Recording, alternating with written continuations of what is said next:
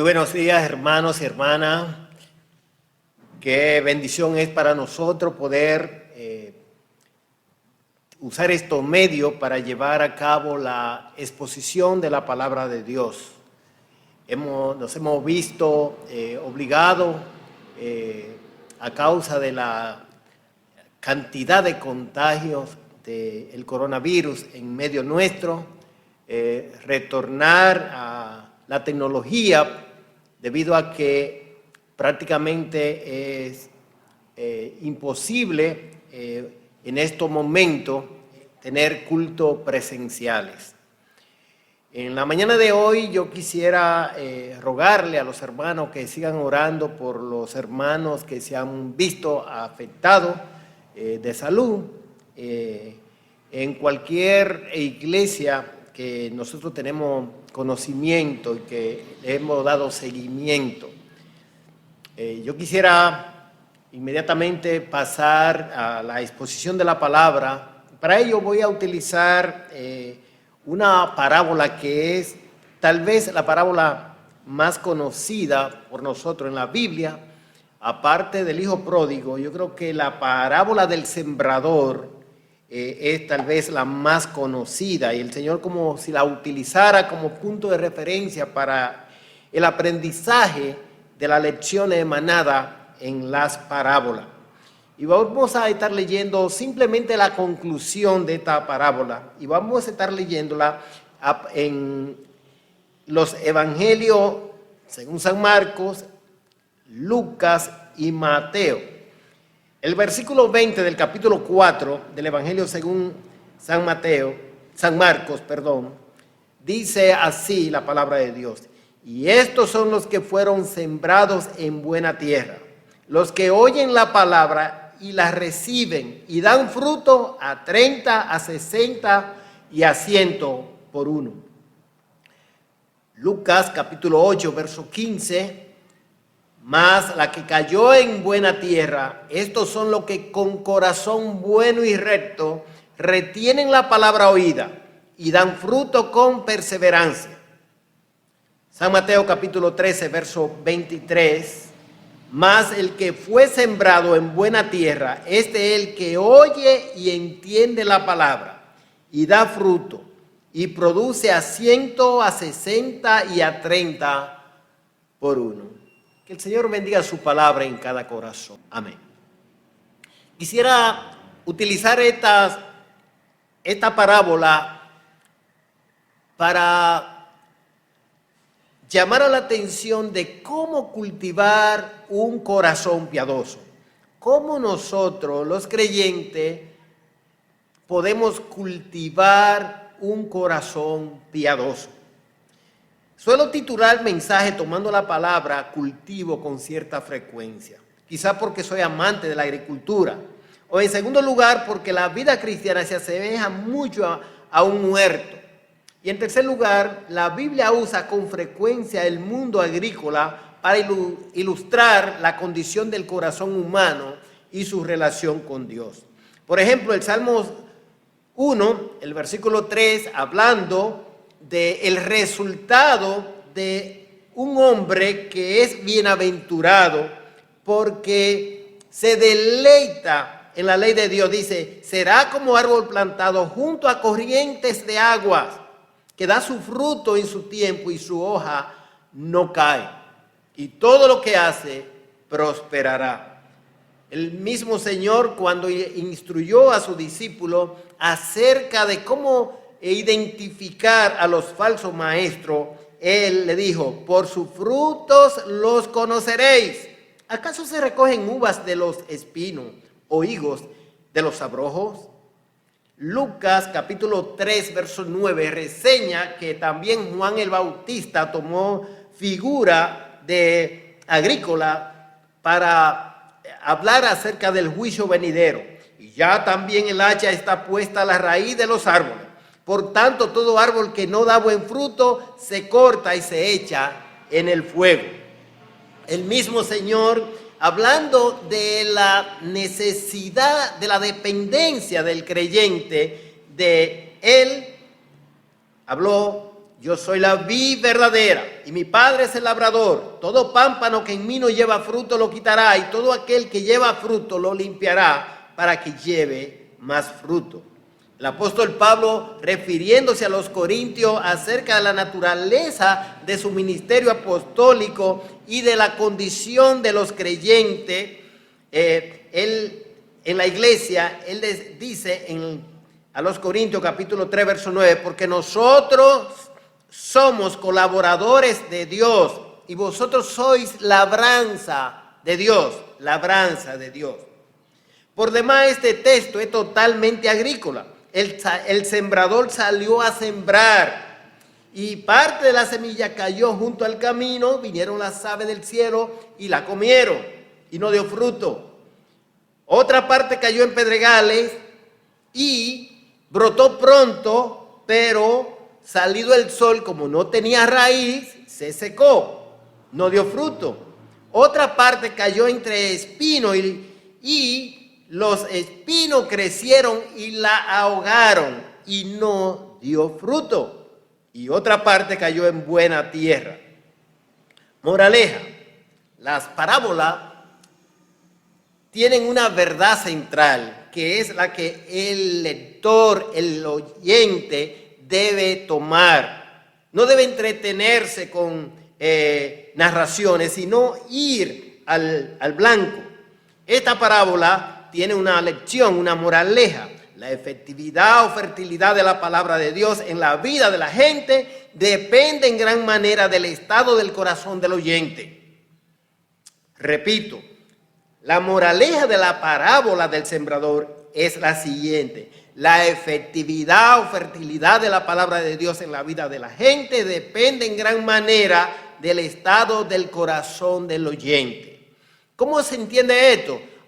Lo que está diciendo que el que predica la palabra tiene que entender que no solamente depende de su buena exposición y del poder que Dios le da para hacerlo, sino también que depende también de cómo opera el poder de Dios en el corazón del oyente.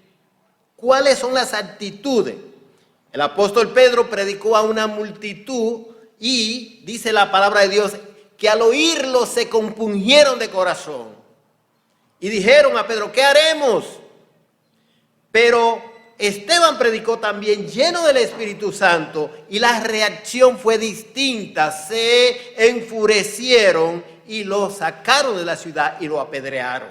Es decir, la gente que oye es determinante en el resultado de oír la palabra de Dios.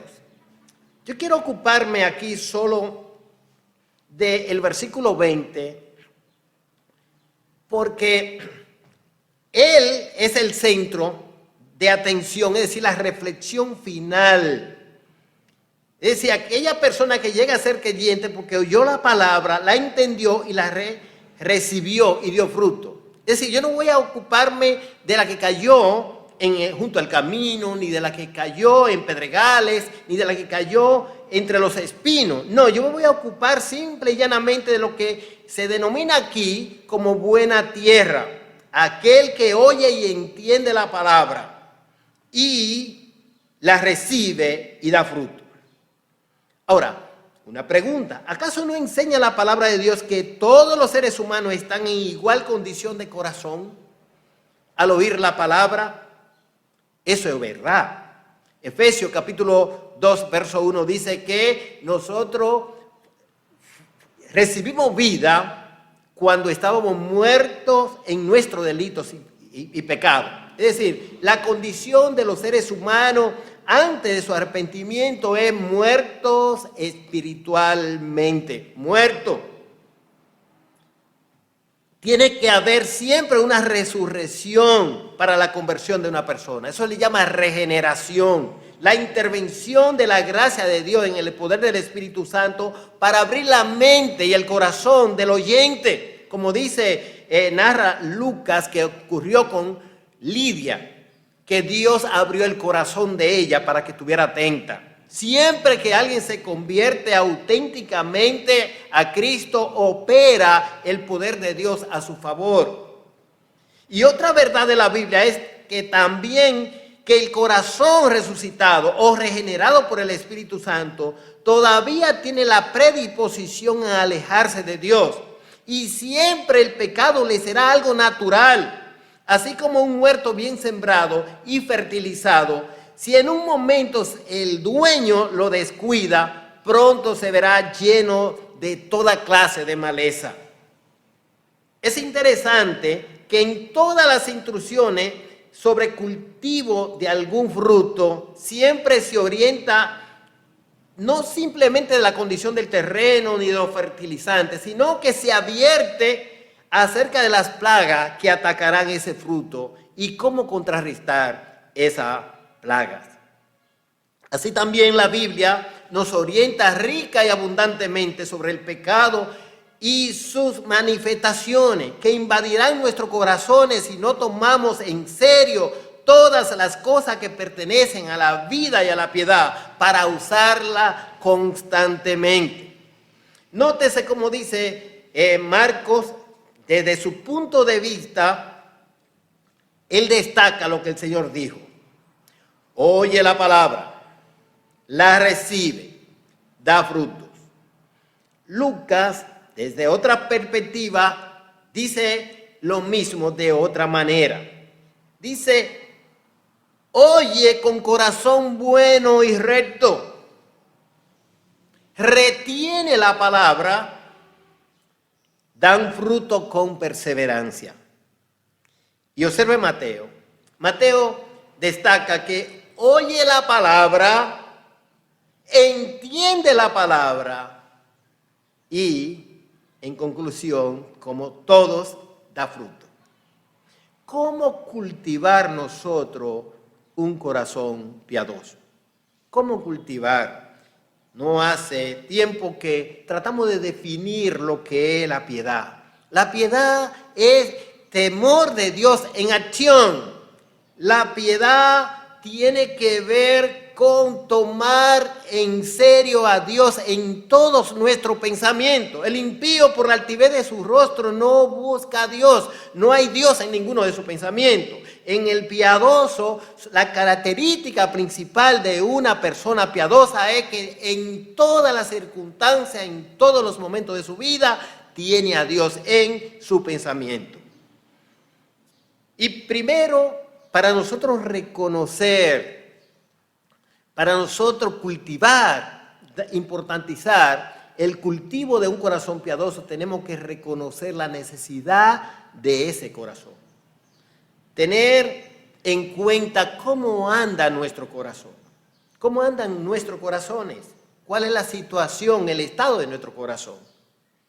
Proverbios capítulo 4, verso 23, sobre toda cosa guardada, guarda tu corazón. Es decir, nada es tan importante sobre toda la cosa, no importa la riqueza, no importa el diamante, no importa la cosa que son de vital importancia para ti, nada como tu corazón. Sobre todas esas cosas, guarda tu corazón.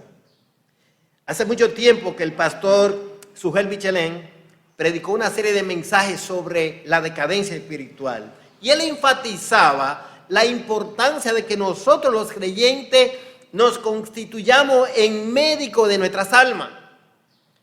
Y él decía, hermano, aprende a ser médico de tu propia alma. Y yo le doy gracias a Dios porque trato de que eso no se me olvide. De yo tratar de buscar cómo anda mi corazón. Porque el corazón, dice Jeremías, capítulo 17, verso 9, es engañoso más que toda la cosa y perverso. Hay gente que se ufanan de decir, yo lo hago de corazón, sí, pero tienes que acordarte que tu corazón, dice la palabra de Dios, es engañoso y perverso. Hay un hombre en la Biblia que fue llamado el hombre conforme al corazón de Dios, el rey David. Oiga lo que él hace. Lo que él dice en una oración, Salmo 38, verso 3 al 5. Él dice, delante de Dios, nada hay sano en mi carne a causa de tu ira. ni hay paz en mis huesos a causa de mi pecado. Es como si él dijera, yo no duermo. Cuando yo pienso en mi vida, en el estado de mi corazón, yo no duermo. No hay paz en mis huesos a causa de mi pecado. Porque mis iniquidades se han agravado sobre mi cabeza. Como carga pesada se han agravado sobre mí. Y oiga la figura que él utiliza. Hieden y supuran mis llagas a causa de mi locura. Es decir, mi vida, mi corazón es como una putrefacción humana. Y los pensamientos de mi cabeza son como locura, porque el pecado siempre es una sin razón. Primera Juan capítulo 1, verso 8. Si decimos que no tenemos pecado, nos engañamos a nosotros mismos y la verdad no está en nosotros. De manera que para nosotros cultivar un corazón piadoso, tenemos que ver al corazón como Dios lo ve, engañoso y perverso. No podemos ser cariñosos con las intenciones de nuestros corazones porque nos engañan. Entonces, es de vital importancia que si queremos cultivar un corazón piadoso, tenemos que bíblicamente diagnosticarlo, verlo, como Dios lo ve. En segundo lugar, tenemos una necesidad imperiosa de exponernos constantemente a la palabra de Dios. Hermanos y hermanas, tienes que exponerte constantemente a la palabra de Dios, no a veces. No a veces. Ahora, en estos días del coronavirus, uno suele bañarse 4 y 5 veces en el día. Todo depende de cuántas veces usted se mueva. Tiene que cambiarse la ropa, ponerla con todo el cuidado en cierto lugar y volver a bañarse. Nadie puede ahora bañarse a veces. Ni usted puede para nutrirse comer a veces. No, ni tampoco para una buena salud dormir a veces. Entonces, nótese el énfasis sobre la importancia de la palabra. Oye, entiende la palabra. Oye la palabra con un corazón bueno y recto. Hay una traducción que dice, con un corazón noble, es decir, abierto a que la palabra de Dios modele el carácter. El Salmo 1 nuevamente dice, bienaventurado el varón que no anduvo en consejo de malos, ni estuvo en camino de pecadores, ni en silla de escarnecedores se ha sentado, sino que en la ley de Jehová está su delicia, y en su ley medita de día y de noche. Ese mismo salmista fue el que dijo, oh, cuánto amo yo tu ley, todo el día es ella mi meditación. Y ese hombre es bienaventurado. Esa mujer es bienaventurada porque no anduvo en consejo de malos, ni estuvo en camino de pecadores, ni en silla de escarnecedores se ha sentado. Alguien ha descrito que eso es un grado que pudiera ser de decadencia en cualquier ser humano. La gente primero anda en consejo de malos. Luego se degrada a tomar camino de pecadores. Y ya al final ya no simplemente oye consejo de malos, no simplemente anda en camino de pecadores, sino que ya se sienta en silla de escarnecedores. Aquel que se deleita en la ley de Jehová no cae en esa trampa. El Señor Jesucristo en una ocasión orando al Padre por sus discípulos y lo que creeríamos en Él por medio de ellos, rogaba, santifícalos en tu verdad, tu palabra es verdad. Nosotros debemos estar conscientes de que en las Escrituras tenemos todo lo necesario, todo lo suficiente para modelar nuestro carácter conforme a la imagen de nuestro Señor Jesucristo. Toda la Escritura es inspirada por Dios y útil para enseñar, para redarguir, para corregir, para instruir en justicia, a fin de que el hombre de Dios sea perfecto, enteramente preparado para toda buena obra. No tenemos la necesidad de nada más. La palabra de Dios es suficiente para modelar nuestro carácter conforme a la imagen de su Hijo. Hermano, yo sé que tú sabes esto. Hermana, yo sé que tú sabes. Todos esos textos que yo estoy citando, tú te lo sabes de memoria. Tal vez mejor que yo lo puedes decir. Ahora, es necesario llevarlo a la práctica con seriedad, como algo solemne. En primer lugar, valorando tu vida devocional personal. Mucha gente llamada cristiana, lo que permea su vida, el programa de su vida no está regido por la piedad. No es el interés de cultivar un corazón piadoso lo que le da el programa de su vida. Mucha gente, el programa de su vida está diseñado tomando en cuenta su labor, su trabajo. Y uno le pregunta, ¿y cómo a qué hora tú te levantas? Dice, no, como yo trabajo a tal hora, yo me levanto. No, pero que eso no es. Lo más importante no puede ser el empleo. Lo más importante es lo que la palabra de Dios dice: buscar primeramente el reino de Dios y su justicia, y todas las demás cosas serán añadidas. Hermano, ¿y a qué hora tú te levantas? Bueno, como yo tengo que vestir a los niños. No, pero que esa no es la prioridad de tu vida. La prioridad de tu vida es tu corazón. Y eso tú tienes que valorarlo en tu vida devocional personal. Cuánto tú te expones a la palabra de Dios de una manera intencional, para que ella, cual espejo, retrate tu rostro y te diga qué cosa tiene que arreglarte, qué cosa no se ajusta a lo que es la demanda de Dios. En segundo lugar, valorando los ministerios de la iglesia. La iglesia es el pueblo de Dios, es la novia de Cristo, pero es la comunidad celestial que Dios tiene aquí en esta tierra. Dice Paul Tripp que Dios ha constituido la redención como un proyecto comunitario. Es decir, no debe haber llanero solitario en el pueblo de Dios. Somos nosotros dependientes de los demás en algún sentido. No es bueno que el hombre esté solo. No quiere decir simple y llanamente para el matrimonio, sino que por causa de la redención, Dios ha hecho que la iglesia sea un cuerpo. Y en el cuerpo cada miembro tiene su función. Nosotros tenemos que aprender a valorar los ministerios de la iglesia. El culto, para amonestarnos, para adorar a Dios como comunidad. Ahora tenemos que hacerlo virtuales, a través de vía Zoom, qué sé yo.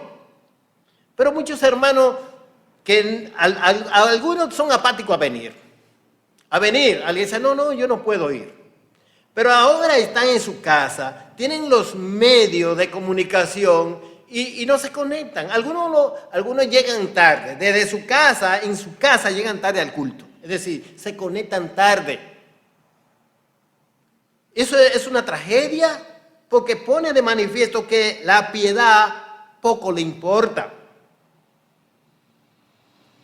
Tercer lugar, no solamente valorando tu vida devocional personal, valorando los ministerios de la iglesia, sino escuchando mensajes grabados. Ahora hay tantos sermones excelentes, buenos, edificantes en los medios de comunicación que tú y yo podemos disfrutar, que podemos dedicarle tiempo. Al conducir un vehículo, vamos con un tremendo mensaje que tal hermano predicó. Mientras estamos en cierta labor que no demande un silencio ni una concentración, podemos exponernos a la palabra de Dios con un mensaje. No botando el golpe ni a Tres Patines, ni qué sé yo cuánto entretenimiento. Cuando un creyente está consciente que tiene un corazón perverso, inclinado al mal, un enemigo invisible muy poderoso que lo acecha y vive en un campo minado que se llama el mundo, no tiene tiempo que perder en entretenimiento improductivos, infructíferos, y que muchas veces son plagas contaminantes. Ojalá que podamos valorar en su justa dimensión el ministerio de la palabra de Dios. Tercer y último lugar, revisa tu fructificación. Dice el texto, en conclusión, dan fruto. Dan fruto con perseverancia, a 30, a 60 y a 100 por uno. Dan fruto. Como decía, a mí me encanta la agricultura. Tengo una plantación de maíz. Ahora, ese maíz es singular estéril. ¿Qué es lo que es eso? Oh, una mata de maíz, muchísimas matas de maíz que tienen sus hojas, tienen espiga y no tienen mazorca, no tienen maíz. No paren, maíz, decían en el campo, macho. ¿Qué yo hago? Lo estoy cortando todo porque me está inutilizando la tierra, simple y llanamente, haciendo bulto. Y no tiene maíz, se parece a la higuera que, como decía un predicador pintoresco, él decía que esa higuera que el Señor vio y fue con hambre a comer de ella era llantosa, porque tenía hojas y no tenía fruto, que era un absurdo, y el Señor la maldijo y la secó desde sus raíces, dice Marcos. Entonces este maíz es así, etéril, no tiene fruto, no, pues hay que darle, como dicen algunos, para abajo. En la palabra de Dios no hay lugar para creyentes sin fruto. Aquí se dice 30, 60 y 100 por uno, pero no sin fruto. Cuando se habla de fructificar, hay que ir a Gálatas, capítulo 5, versos 22 y 23. Dice, más el fruto del Espíritu es amor, gozo, paz, paciencia, benignidad, bondad, fe, mansedumbre, templanza. Contra tales cosas no hay ley, ni necesidad de ley, porque su carácter está modelado por el amor, interés por el bienestar de los otros, por el gozo, no por la amargura, por la paz, no por la depresión, por la paciencia, capacidad de aguantar en un entaponamiento de vehículos sin irritarse, en una situación de vecindad con vecino problemático. Benignidad, cómo pensar, cederle el lugar a otro, ayudar al otro. Mansedumbre, templanza. Esas virtudes no son más que la reproducción del carácter de Cristo en nosotros. Cuando pienso en esto, pienso en Proverbios capítulo 31, donde se habla de una mujer virtuosa. Mujer virtuosa, ¿quién la hallará? Y cuando usted examina el texto, usted encuentra una infinidad de virtudes que adornan el carácter de esa mujer.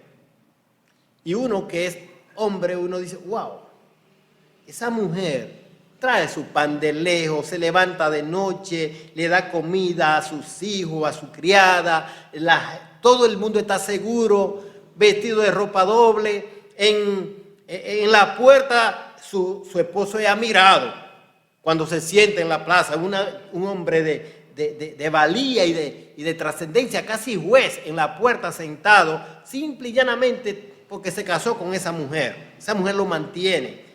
Pero a mí me encanta el versículo 26. Si yo pudiera escoger entre las virtudes de esa mujer, me quedo con el versículo 26. Dice que abre su boca con sabiduría y la ley de clemencia está en su lengua. Eso es una cosa necesaria y a veces escasea mucho. Esa mujer habla con sabiduría y la ley de clemencia está en su lengua. Hay alguna traducción que dice, ella enseña con amor. Ella enseña con amor.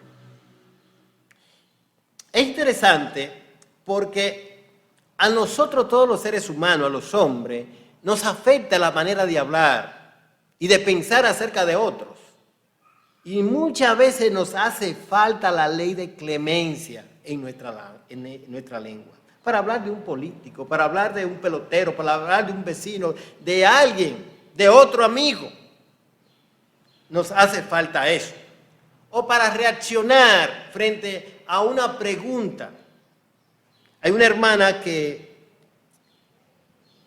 con frecuencia le encanta mandar mensajes jocosos por las redes. Ustedes la conocen o se piensan tal vez en algún nombre. Pero el día pasado envía un mensaje de eso. Y es de un niño que le pregunta a su madre: mamá, yo soy adoptado. Y la madre le responde: ¿tú te crees que si yo iba a adoptar a un niño, iba a adoptar el más feo? Y el niño le dice: simplemente me pudiste haber dicho que no. Yo comparto ese mensaje con mi esposa y ella me dice: oh, este mensaje yo no lo entiendo. Digo: tú no lo entiendes, pero está ahí. El niño dice: pero tú me hubieras dicho que no.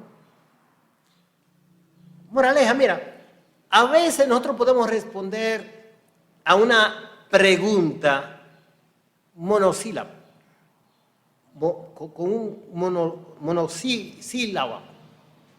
¿Qué? No, sí. Y un tono tal vez: ay no, mi hijo. O sí. Pero, ¿y ese comentario? Yo iba a escoger el más feo.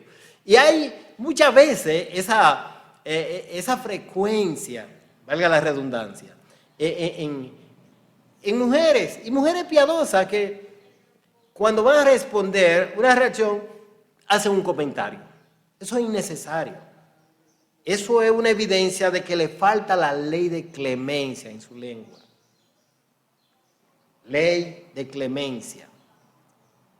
Enseñar con amor, no hiriendo a nadie, ni detratando a nadie. Eso se logra con la reproducción del carácter de Cristo por el Espíritu Santo en la vida del creyente. Esto no es un esfuerzo de la carne, es la gracia de Dios operando por el Espíritu Santo en la vida del creyente. Capítulo 15 del Evangelio según San Juan resalta la importancia de dar fruto. Yo soy la vid verdadera, mi Padre es el labrador. Todo pámpano que en mí no lleva fruto lo quitará, y todo aquel que lleva fruto lo limpiará para que lleve más fruto. Verso 16, no me elegisteis vosotros a mí, sino que yo os elegí a vosotros, y os he puesto para que vayáis y llevéis fruto, y vuestro fruto permanezca, para que todo lo que pidiereis al Padre en mi nombre, Él os lo dé.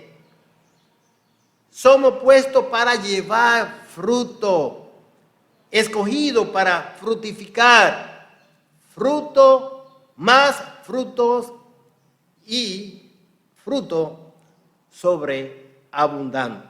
En el huerto de Dios, la iglesia, no existen plantas ornamentales, sino frutales. Es necesario que no solo procuremos exhibir a distancia un carácter transformado, sino beneficiar a otros con nuestras acciones emanadas de ese carácter. No sea que se diga de nosotros lo que decía don Rafael López, cariñosamente mellizo, ya con el Señor. Él decía: en la iglesia hay creyentes lirio. Creyente lirio. ¿Qué es eso, hermano mellizo? Oh, ¿tú no ves lo que dice la Biblia acerca de los lirios del campo? Ni trabajan ni hilan. No dan fruto. Ojalá que el Señor nos ayude a importantizar la vida piadosa, tomando en serio los medios de gracia que Dios ha dispuesto.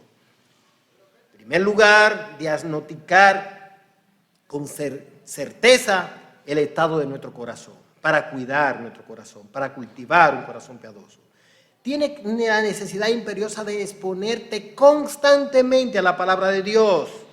Constantemente exponerte a la palabra de Dios. Y en tercer lugar, revisa siempre tu fructificación.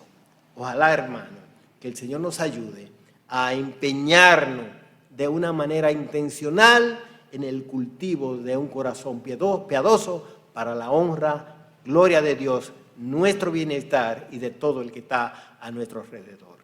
Soberano Padre, te agradecemos que nos ha dado el privilegio, la libertad, la salud necesaria como para ser de alguna utilidad en tu obra. Te pedimos, Señor, que tú utilices esta palabra para bendecir la vida de tu iglesia. Te lo rogamos en el nombre de Jesucristo. Amén.